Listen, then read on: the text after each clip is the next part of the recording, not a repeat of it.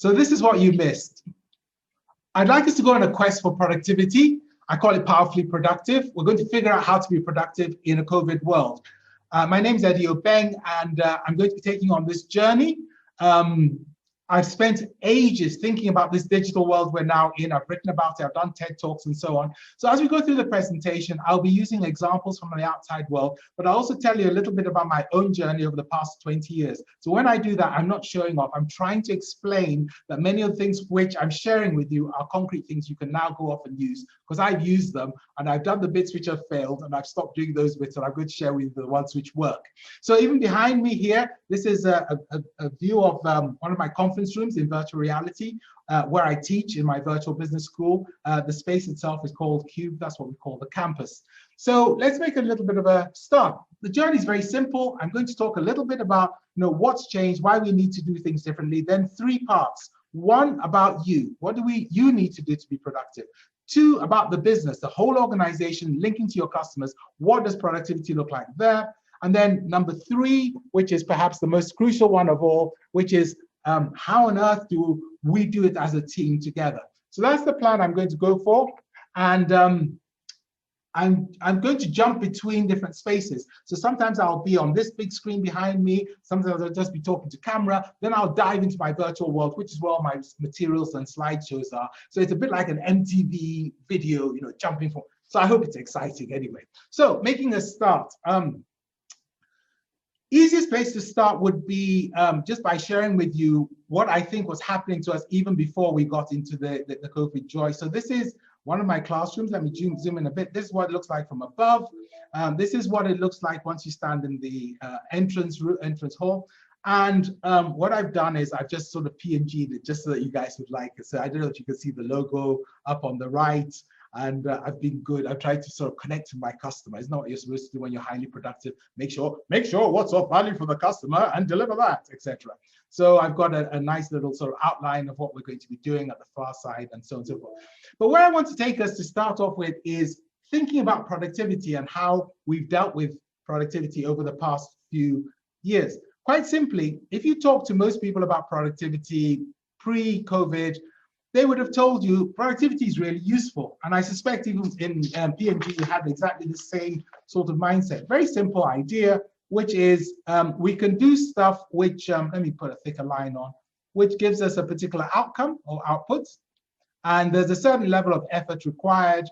And the more effort which we put in for the output, the worse it is. So if we're sitting over here in terms of effort and output, if we can figure ways of going upwards, in other words, same efforts, more output, or going backwards, those are the best, So output, but without putting any effort in, great stuff.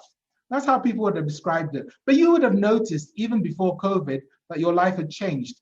This is one of my favorite diagrams. I love sharing this with people. It starts over here where it says, I have a high workload. Obviously not you guys, nothing to do, just sitting around in a wonderful conference all day. So I don't have time to plan, to do, or be creative. So net result is I don't realize how much work I'm committed to, and I've only done half. So I keep saying yes, more than is realistic, which pushes my workload up, giving me less time to plan or to do stuff. So sometimes I come close to deadlines other people think are important because they want to meet their goals, they interrupt me. So I spend a lot of my time restarting half-done work, which of course pushes my workload up, giving me less time to plan or to do things. So now people know I'm disorganized and they can interrupt me and get away with it. And that was happening before COVID. Am I right? Yes, because your targets were stretching and challenging, things seem to have gone south, that was life, and you were trying to do everything the way you always had, and many of the things you were doing had very little effect. Am I right? Yes, absolutely. But we needed to be productive because the productivity is the fuel for the innovation. You take the money which you gain from being productive and you reinvest it, and that's what's great about it. But something was broken. The fact I could describe your lives here before I met you tells me something was broken. I'm going to explain what was broken well before COVID, and then I'm going to try and share with you what COVID has done to make that even worse. I'm going to make an assumption. I'm going to assume that no one here is younger than Facebook. So if I make this now at the other end of the spectrum, and I put at the other end the past, and I put 20 years in the middle, okay? And then on this axis here, I'm going to put a number of different things. One is the number of people actually on the planet, which is sort of interesting. I'll put the sort of amount of trade and movement. I'll do that in red so you can't see it. I'll put the amount of internet-y, growthy things. I'll put the pace of change as well. I'll just scribble that in there. and the speed of learning that goes in there. And I want to ask you, which of all those things, now versus the past, which one's higher? And the answer, of course, is the easy answer is now is much higher than the past. Okay, I'll put two crosses. And if you think about it, it always goes the same way. It sort of accelerates upwards. And that's what it's been doing. That's not interesting. What's interesting is not how the world has been behaving, but how we've been reacting to it. So I want us to start by thinking about how fast we could learn compared to the world. If you roll back 20 years, we all did budgets, we did annual plans. That means you assume you can learn fast, the world is changing, so you can actually plan a whole year in advance. But what's happened to our ability to learn and change? Well, for most of us, my guess is you can't do anything which isn't in the strategy, which your boss won't approve. My guess is for most of us, it's pretty flat. So sometime in the past 15, 20 years, those two lines cross over. We went from a world where we could predict what was coming because we could learn fast, the world was changing, where we could know what was happening, understand the customer's needs, improve our productivity by doing different of what we're doing or being better at what we did. And then we've moved into a world which can change faster than we can learn. And I think that's why you had that set of bubbles which went round and round and round. Now, why am I telling you that? Because now we have to think about productivity in a completely different way, especially now because as we built this wonderful gap between the two, COVID came along. Now, let me tell you what my experience was. I was shouting for ages, the world's changing faster than we can learn. You have to change what you do. And everyone's going, yeah, Eddie, just sit quietly in the corner. And I've written about it and so on. And then COVID came along. And all of a sudden, the funniest conversation I've ever had, in fact, there was a sequence of them. All the CEOs I spoke to, when they got through the initial tranche and the business continued functioning, they said to me, it's amazing, Eddie. You know, all this technology, it's amazing how well we've been able to continue and keep things going.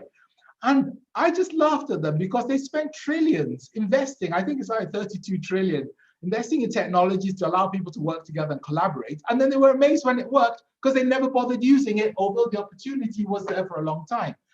So what we're looking at is how do we respond to this world? COVID has acted like the little boy who said, you know, the old children's story about the emperor who was conned into wearing a gown which was made of nothing by some con men and went out and everyone's saying it looks really beautiful because they've been told that sensible, intelligent people could see the clothes even though there weren't any there. And COVID suddenly said, there's no clothes, no clothes. So everyone now knows we need to change. So how do we move forward? Well, I guess the first place to start is by rethinking what we mean by productivity. Now, when I was at school, the teachers used to torture us with a question which they used all the time. They'd say, if it takes one person, let's say it takes one person 3 days to dig a hole, how long does it take 2 people? And all the smart kids, you guys, they would all stick their hands up and say, please teacher, me, please teacher. And I would sit there because I couldn't understand it, you know? And I would say to the teacher, excuse me, miss, how big is the hole? Can they all go in the hole? How hard are they working? Okay, so one thing to realize is that the reality of modern productivity for knowledge workers is much more complex than just piece rates, which is what we've always assumed it's about. It's about trying to think about not just the individual, but the impact, the interactions, and so on. So that's what we want to focus with productivity. So what did we learn? Well, one of the people I've worked with and met is a Stanford professor called Nick Bloom. And Nick Bloom quite carefully did a study long before COVID about what does it mean to work remotely. And what he did was he had a student who was around a Chinese travel agency, I think. And this student was struggling to run their business because real estate was so expensive. So they asked people whether they wanted to work from home instead of working from the office. And so they got some people to work from home. And then over a period of time, they did a couple of randomized trials. And they showed that by keeping people working remotely, they were actually much more productive, about 13% more productive than when they were at work. And so that's probably the biggest piece of research which says that somehow or other, in COVID, we should all have got more productive. But it didn't happen, did it? We just worked longer hours. We became zombies with big eyes. We struggled to find where things were on Teams. Everyone's got exhausted.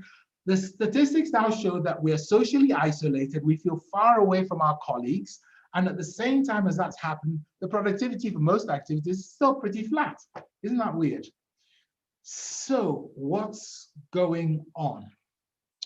Well, it's all about changing how we work. So I've invited a couple of guests in to talk about their journey of moving to working differently, both the thinking and using technology and so on. And my first guest is somebody called Dr. Tammy Watchorn. So Tammy, are you there?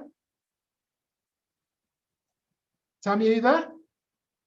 I'm here. Sorry. Hi, Tammy. Yes, great for it. So Tammy, hello. I've got these wonderful people from P&G, and they'd love to learn a little bit about what you've done in terms of productivity. The purple little person over there, that's Tammy. So you always get these very, very straightforward avatars on Cube, just with a smiley. We've discovered it makes people more productive, and we'll explain that later. But Tammy, can we come and have a look? Come a bit closer. So yes, guys, I'm going to zoom in a bit. So I clicked on that little pin just to pull us in a bit, so you can see. And there's Tammy. There you go. And I'll scroll right back so you can see me whilst we get going. So Tammy, tell us about productivity and the individual working differently, if you can. Brilliant. So hello. My name is Watchorn, as Eddie said, and I worked in the National Health Service in the UK, leading on innovation and transformation and all this good stuff. So I'm just going to tell you a little bit about my story very quickly. We had a set of objectives. These are probably quite familiar to you. Most people around the world are working on these, being agile, transforming services, user design, data, innovation, collaboration, all those great things that we try and do. But a typical day for me was sitting in my car quite a lot. This was obviously pre-COVID, driving to and from offices for meetings, dealing with my ever-filling inbox. It would never empty. You clear it out at night and it would be full again the next morning.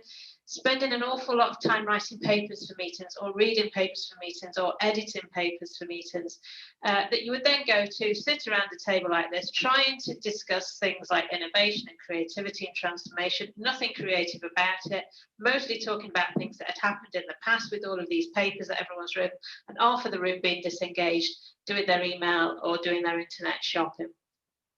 So none of it felt very innovative or transformative, and we certainly weren't embracing digital workplace.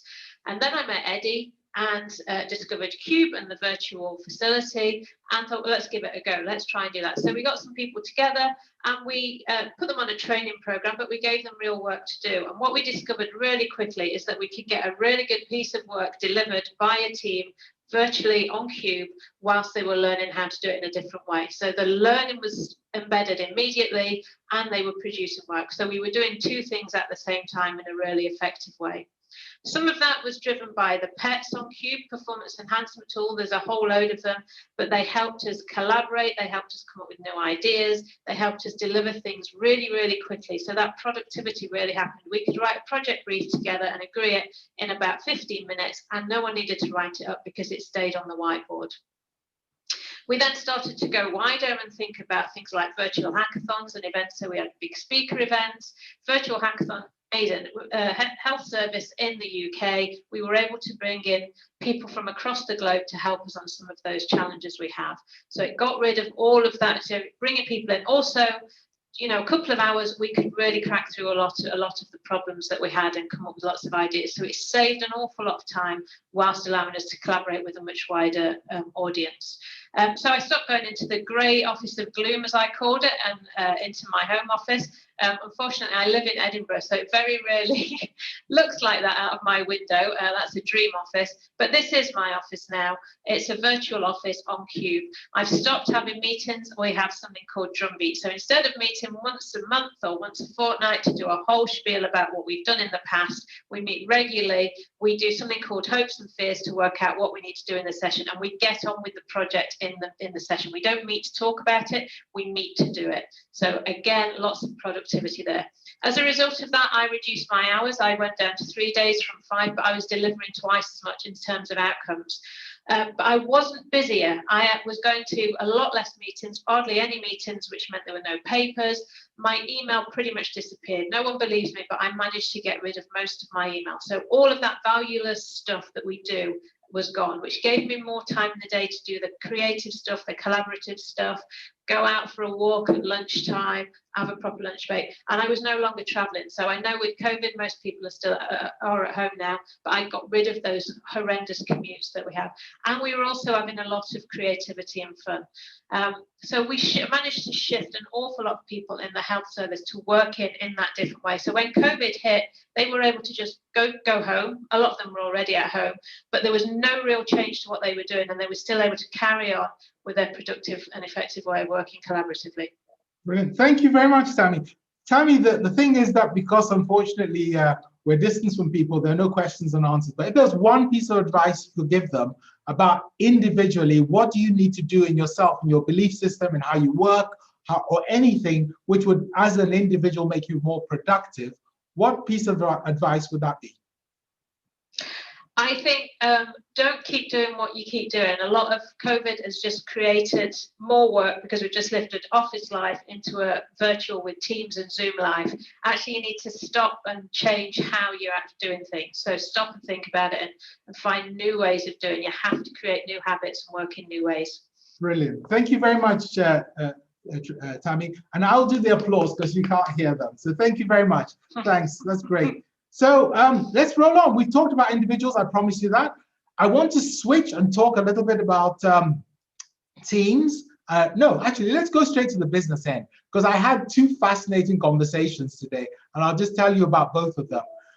So the first one, this one here on the top, and that's probably the most crucial one, is a chap called Charles Burns. He's a silhouettist. I met him because when my organization, Pentacle, when we were 10 years old, he came, we had a party, he cut silhouettes of everyone and gave them away. And of course, as COVID hit, I'd stayed in touch with him. He said, what do I do? What do I do? My job is going around little groups and cutting silhouettes. And I said, look, you have no idea. This is like the best opportunity ever. And he argued with me.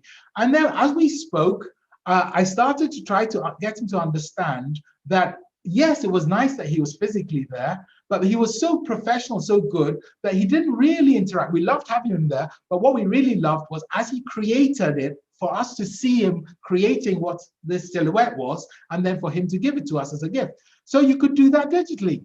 So this is him now. He has this massive, and I really recommend him, web channel where basically he uses Zoom. You stand sideways so you can get your profile. He snips it all out and then he posts it to you. But he does weddings, because you know weddings are restricted in size and so on and so forth. So he does parties all around the world. Sometimes he'll sleep all day and then work in Australia. So for him, his productivity has just exploded. Instead of spending half his time getting lost going to venues, all of a sudden he's using the technology to enhance himself. Why? Because I prodded him and he really went and looked at what the customers actually wanted. And he gave up the most critical thing.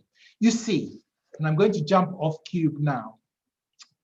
The thing which people always forget is that most of us love our jobs. Have you any idea how grim it is if you love your job? If you love your job, it basically means you're doing stuff you like doing. It does not mean you're doing stuff which anyone's going to value or your colleagues find useful. So what he really used to like was going to the events and the parties and the buzz.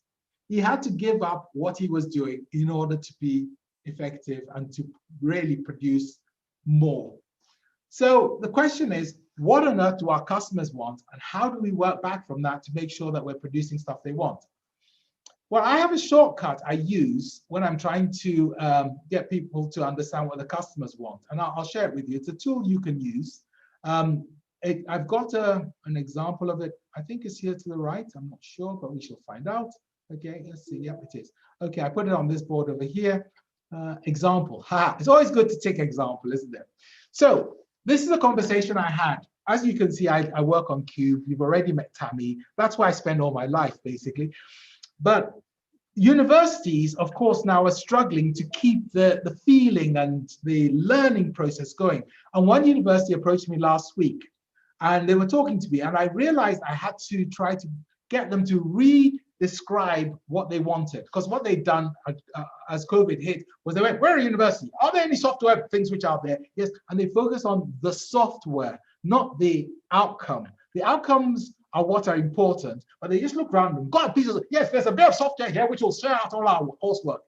useful, but not really useful. That wasn't the problem they're trying to solve. I said, what's the gap? They said the real problem we have is we don't have a way to be sure that students will be engaged as we move into working virtually. It's not that the students can't get the coursework. It's engagement, it's an emotional thing. It's a feeling of being in a place, being in a campus together. So I said, well, tell me what will happen if you don't fix that? They said, well, the students might not get through the course material. We'll have to work super hard as tutors. The students might even fail their exams. The lecturers will end up totally demoralized. Students will then drop out. They might even lose mental well-being, and success actually might become harder. The college might lose income and it'll lose prestige. I said, that's really bad. The different colors you can see there are because I got each person to write down their top biggest, if not fixed. So although I was with a group of people, I was letting them define for me as a customer group what it meant. Why? Because sometimes the customer haven't agreed amongst themselves. So when you try to be customer focused, you focus on one element of a complex business interaction. So then if we fixed it, what would happen? Well, we get more learning retention. The students will be able to be reached in different areas, maybe not even people in our catchment area. We'll have proof that the students are applying things as they go because we can see what they're doing virtually. We'll get asynchronized learning. We'll see their workload. It'll be more obvious. The college will be able to maintain results. It'll be less expensive than running a physical campus. We might even get more money, and we might actually discover the new normal is actually better. So they came up with that. So they've sold it to themselves, and they can see the productivity hike. I said to them, well, why haven't you done it yet? They said, well, we haven't got a way of doing it. We assumed we had control of the students, so we didn't bother thinking about what they needed until just now. Many of the decision owners have just said, let's wait till the autumn to see what we do. We just only discovered Cube, and we didn't know how to communicate it, etc. So I then said to them, well, how much if you do nothing? How big is the hole? They said about 2 million. I said, how about if you fixed it? What's the upside? They said about 5 million. And then we started discussing how much it would cost to do. Look, this year is the total scope of the project they have to do. There's nothing else they have to do other than these things they put down here. Pays back in no time. So spend some time to really get into the customer, to understand the hard things, the soft things, what they're doing, their new behaviors. They themselves may not know because many of the business-to-business customers and even consumers have changed their behaviors and wants and needs because of COVID. So you really have to live with them. Why am I telling you that? You're P&G, you know more about customer user experience than anyone else. Okay, so let's come back and try and see what we've done there.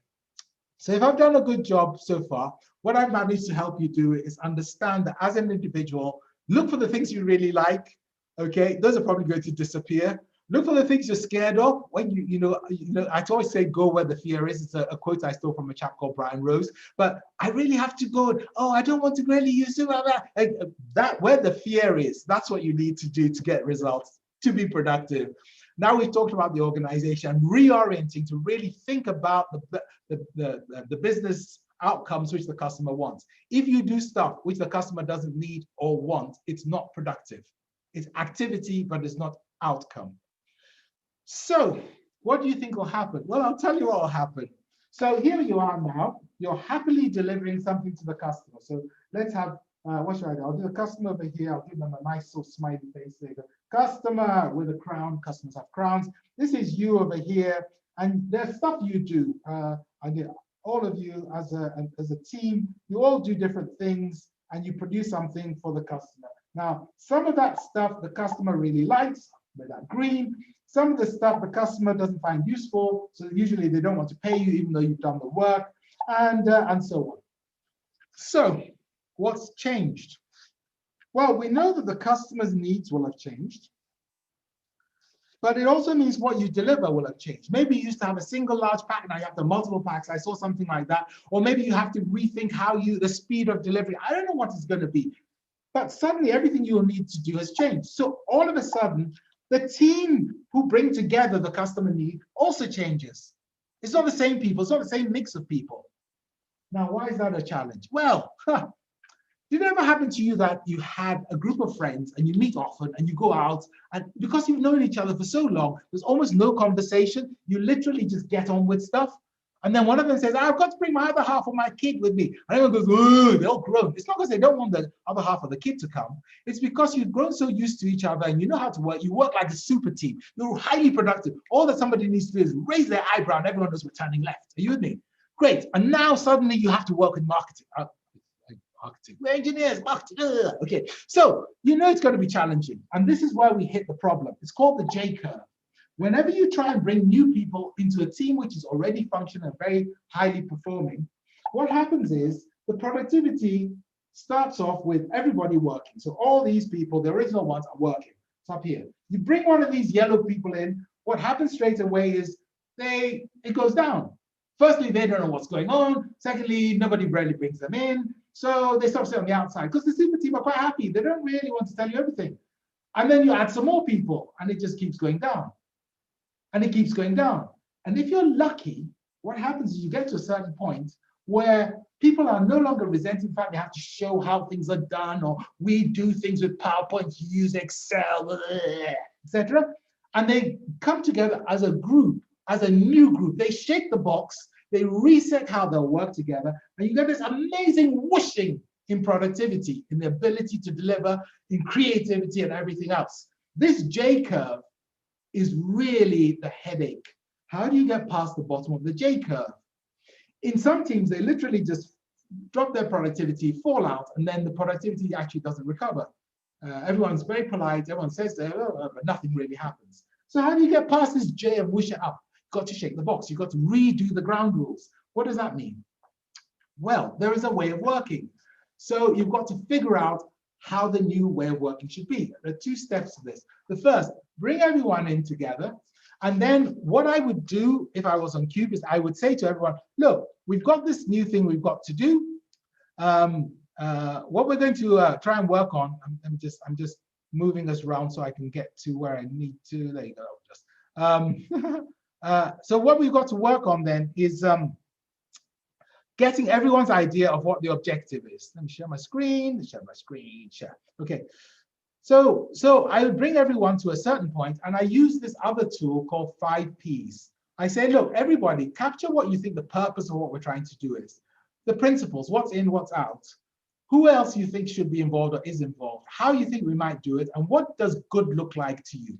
And I get everyone to capture it because I want to understand the differences. But you do it in open. When you do it on Cube, it's really easy because they just put stickies up. And as they put the stickies up, everybody can read it. And because they all work in parallel, they can't cheat and wait for the other people. So you get a really real representation of what people want to do.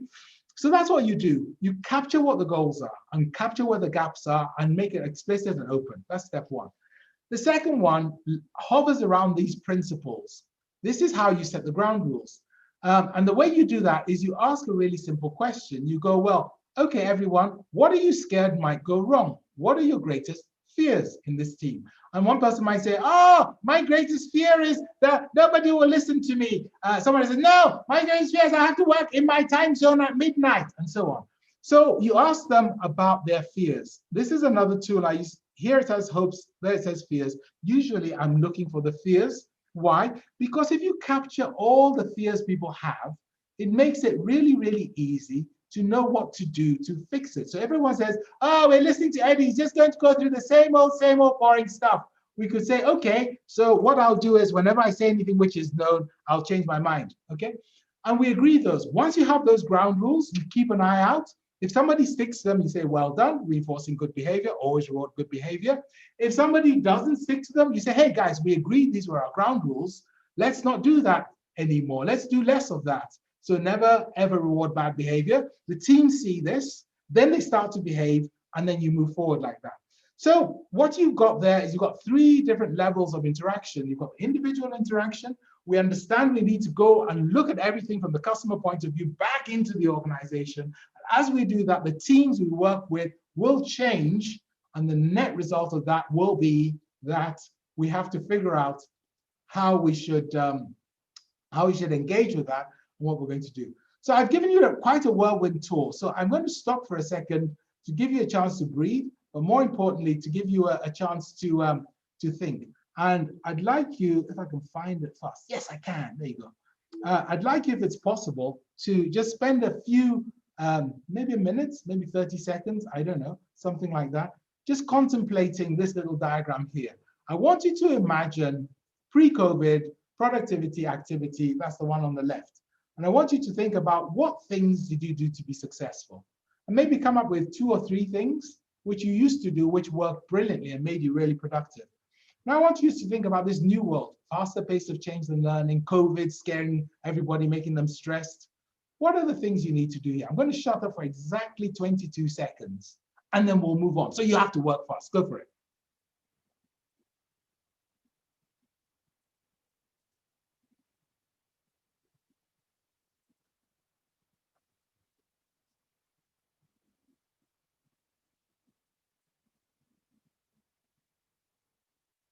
That was 22 seconds. Okay, any questions? Yep, I can't hear them. Okay, so let's just step back and have a think about this. Okay, I promised you I'd share with you stuff in my life. You understand how I work. I work around templates. We call them performance enhancement tools. They're not really templates. They look like templates. But what I've done, for example, with the hopes and fears one, I looked at why people struggle to have effective interactions together as teams or as individuals. And then when I understood what the causes of people not being able to move forward easily were, I realized that, for example, they haven't worked out what their fears are. So they start working, then they disintegrate, or they haven't been explicit about their hopes, or nobody deals with them in the right sequence. So these are all based on looking at individual situations. So when I work on Cube, I use those. I also use culture. I think Tammy talked about how she works and how they engage with people, and the fact that you're always talking to people and so on, so that makes a big difference. And that means that a net result of that is that when people work on Cube, they are approximately, if it's a project, you expect it to go 2 to 5 times faster than it would traditionally. And if it's cost-based, then you expect the cost to at least halve. So those are the sort of things which you expect in this type of environment, because it's got 3 elements to it. The first is choose a technology. It doesn't have to be Cube. There are other technologies out there. There's Microsoft Learn, Bright, and all these other things which you could use. But the important thing about them all is that they allow you to work together. So choose the technology which is going to allow you to work together. That's probably the most important thing. Then the second element of it is, having chosen that, make sure you've got common ways of addressing stuff. I use these performance enhancement tools. I'll send you a link. I've got about 300 of them for all sorts of things. Everything from, I don't know, how to plan together to, I don't know, just the list just goes on and on and on and on, okay? And then the third one is the culture. You know, make sure people capture stuff so they can understand what's going on, right first, talk second. Or some of those behaviors which you know and you've already started working on. The reason I push this type of working so much is we have 2 choices. We can either increase our productivity by replacing people with sensible robots and amazing machine learning and AI, or we can enhance people so they can be creative and integrated. The reason we need to enhance people is because of collaboration. When human beings collaborate, it's magical. I want to just quickly take you through what one of my days looks like, if I can find it. There should be a slideshow here called Eddie's Day. Is that possible? If it's here, I'll show you. If not, I'll just wrap and then we take it from there. Ah, there you go. So I collected a number of slides, loads of slides for a day in my life. I'm going to go quite quickly. So this is my desk. I have 3 screens. Generally, one screen has email, one of them has Cube, one of them has everything else I'm busy doing. So that's the way I tend to work. And I get in the morning, get my coffee, I come onto Cube, I look on the launcher, which is by the clock, and I get a list of all the people who are around. So that's what I would do. And then once I've got the list of people, I decide who I'm going to go and say hello to. So I literally walk around the campus, meeting people, saying hello, etc., etc. And once I've done that, I then go into my cubicle, a bit like Tammy, I have an office so people can find me. This is what my cubicle looks like. The clock is actually real time, it's 9 o'clock in the morning. And in my own cubicle, what I find is that on one desk, I usually have my social media stuff running, and on the other screen, I would have emails or whatever else. So I have them both on Cube and off Cube. And then I probably jump to another space and try and connect with people. So this is classic. It's just loading, takes a few seconds, especially with the bigger spaces to load. And so I'll go, this is our team area where we meet for coffee every single day, at least once in the day, depending on where people are in the globe. So I'll come into this area here. This is what we call a tickler. It basically says what's happening, who the key clients are, what things are happening across the organization. So I'll browse it, I'll see what's new, what's happening around it. And then from there, I'll move into maybe looking at other elements of what's going on. If I'm teaching, I'll come and do some teaching and so on and so forth. So all my day, I'm wandering around the world. Often I'll start off early in Australia. I'll work a little bit. I'll then do something, maybe internal business work, or visiting a client, or going to a cafe on Cube. And then once I've done that, this is a meeting I was getting ready for on that particular day, setting things up to explain something to a journalist. Once I've done that, then I might go home or I might have lunch. So my day is quite flexible. I basically plan my work around my day, and I tend to use the areas times when I have high energy. So that makes it incredibly productive. And most people who work that way also work that way. So this is me, again, at that point. So what I would like to do is I'd like to stop at this point. And I want to finish you with a different quiz. When we started, I said I would try to be powerfully productive, and I would take you on a journey, not that one. I would take you on a journey where we looked at different elements of productivity. Halfway through, I asked you the question the teachers always ask us about: if it takes one person 3 days to dig a hole, how long does it take 2 people? I have a final question for you, and that question is even easier or harder, not sure, but it requires thought about productivity and yourselves. If it takes your organization 90 days to dig a hole, how long does it take your organization to dig half a hole? I'm going to stop there. Thank you very much. I've enjoyed working with you. Thank you. Good luck. Thank you. Thanks very much. Thanks.